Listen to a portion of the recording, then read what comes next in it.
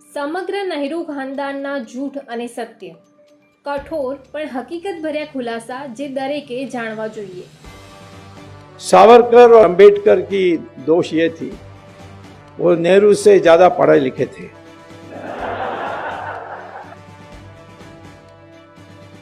अब जवाहरलाल नेहरू का प्रॉब्लम क्या था, वो गए थे लंदन, फिर वहाँ से कैम्ब्रिज में जाकर दाखिल की, एडमिशन ली और फिर फेल हो गए।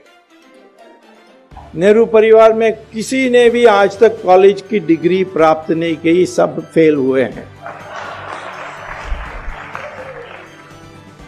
एक बार सोनिया ने लिख दी अपने इलेक्शन एफिडेविट में कि studied in the university of Cambridge and got a degree in English. मैंने फिर जब वहाँ गया था लेक्चर देने के लिए कैम्ब्रिज यूनिवर्सिटी में, मैंने पूछा कि कैसे स्टूडेंट थी, उन्होंने कहा यहाँ स्टूडेंट कभी नहीं थी। मैंने कहा लिख कर दोगे, लिख कर दिया। उस समय मनोहर जोशी स्पीकर थे, तो मैंने उनको दिया कि देखिए इन्होंने ऐसा किया, तुम्हारे लोकसभा हुज हू में भी यही बात लिखी है, तो उनको पूछो। तो मेरी चिट्ठी जो मैं लेकर आया उसको भेजा और सोनिया का जवाब आया कि खेद है, ये प्रिंटिंग मिस्टेक है, टाइपिंग मिस्टेक के कारण प्रिंटिंग मिस्टेक हो गया है। तो साहब मनोज जोशी ने पूछा अब क्या करें, मैंने कहा इसको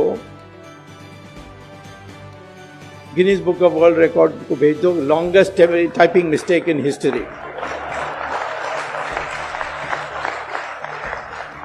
कभी टाइपिंग मिस्टेक हो सकती है, studied in the university of Cambridge and got a degree in English, ये टाइपिंग मिस्टेक हो सकता है। राहुल गांधी का भी ऐसे ही है, फेल फेल फेल। प्रियंका भी जीसस मैरी कॉलेज में फेल, इंदिरा गांधी भी फेल, जवाहरलाल नेहरू भी फेल। उसके आगे मैं पहले नहीं जानता हूं क्या थे।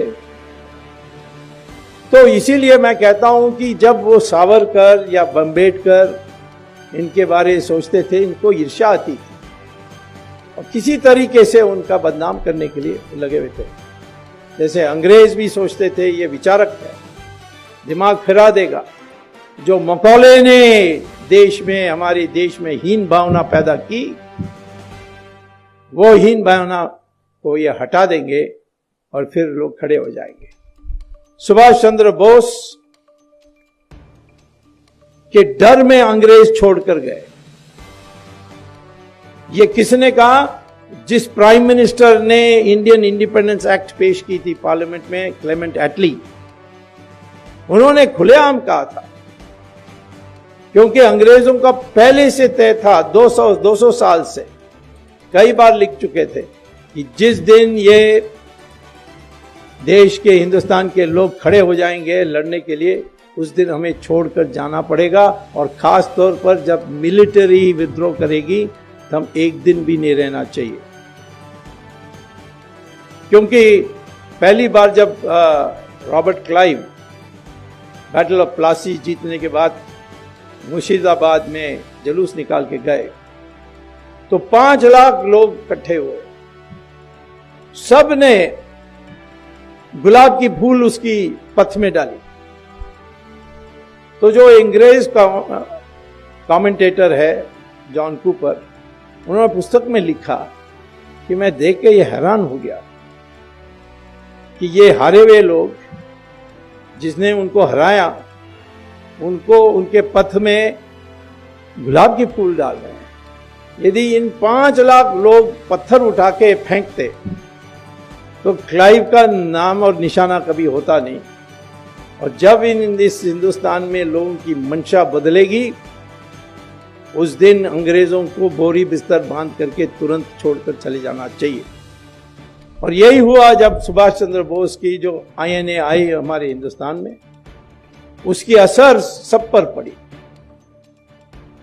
और विद्रोह हुआ, नेवी का विद्रोह हुआ, जबलपुर से आर्मी में रिवोल्ट हुआ, पूना से लोग निकले जुलूस निकाल के।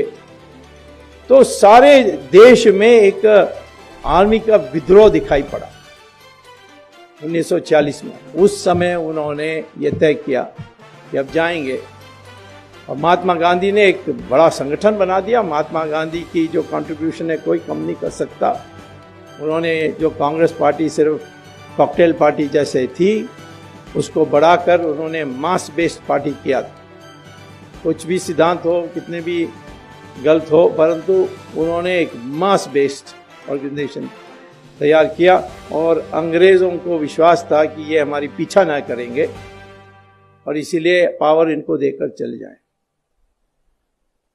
गांधी ने सारे पीसीसी प्रेसिडेंट को बुलाई और कहा कि किसको बनाना चाहिए कांग्रेस प्रेसिडेंट, क्योंकि वही बनने वाला था प्राइम मिनिस्टर। तो 15 में 14 ने कहा सरदार पटेल, एक ने गांधी के पटाभी सीतारामन ने कहा कि जवाहरलाल नेहरू को बनाना चाहिए। तो गांधी ने सरदार पटेल को कहा तुम मत बनो, जवाहरलाल नेहरू के लिए कंसीड कर दो। तो जिसको मेजॉरिटी नहीं थी, मेजॉरिटी क्या, एक ही सी यस था पीसीसी प्रेसिडेंट्स में, उसको अध्यक्ष बनाया और वो प्रधानमंत्री बने। अन्याय हुआ सरदार पटेल के साथ। बाद में गांधी ने मोरारजी देसाई को बताया, मोरारजी देसाई ने मुझे बताया कि गांधी ने कहा कि यदि मैं जवाहरलाल को नहीं बनाता तो ये विद्रोह करते हैं और अंग्रेज उसी बहाना में छोड़कर नहीं जाते। मेरा इरादा था कि जैसे बन जाएं और अंग्रेज चले जाएं, फिर मैं दूसरा कदम उठाऊंगा जिससे सरदार पटेल के लिए मौका मिलेगी। और वो उनकी जो प्राइवेट सेक्रेटरी हैं गांधी जी की, उन्होंने पुस्तक लिखा है last will and testament of Gandhi, Mahatma Gandhi. उसमें वो कहते हैं कि गांधी ने आखिर वक्त वो मरने के पहले जो बिरला हाउस छोड़कर जाने वाले थे, तब सरदार पटेल मिले कि मैं अब बर्दाश्त नहीं कर सकता हूँ, मैं छोड़ के जा रहा हूँ वापस गुजरात। तब उन्होंने कहा नहीं, तुम रुक जाओ, मैं कांग्रेस का 2 टुकड़ा करूँगा और एक टुकड़ा आपके पास और दूसरा टुकड़ा जवाहरलाल नेहरू के पास। आपको पता है कि 90% तो सरदार पटेल के साथ ही जाती, और इसीलिए रुक जाओ। और वो गए और उनकी हत्या हुई और फिर ये इतिहास में सारा चीज़ बदल गई। और उसमें जवाहरलाल नेहरू ने एक तो अफवाहें उड़ाई कि सरदार पटेल ने लापरवाही दिखाई होम मिनिस्टर होने के बावजूद, और उन पर संदेह, आरएसएस पर बैन। एफआईआर में आरएसएस का नाम कहीं नहीं है, ट्रायल में आरएसएस का नाम कहीं नहीं आया, लेकिन दुनिया भर में प्रचार कर रहे हैं मिस्टर राहुल गांधी आजकल की आरएसएस ने महात्मा गांधी को मारा। अब उनको तो इतिहास नहीं पता है, जो सिखाते हैं चर्च में वही बोलते हैं बाहर। लेकिन सावरकर को कॉन्स्पिरेसी का हिस्सा बनाया, बाद में छूट गए, नो एविडेंस, लेकिन वो धब्बा लगा के रखे।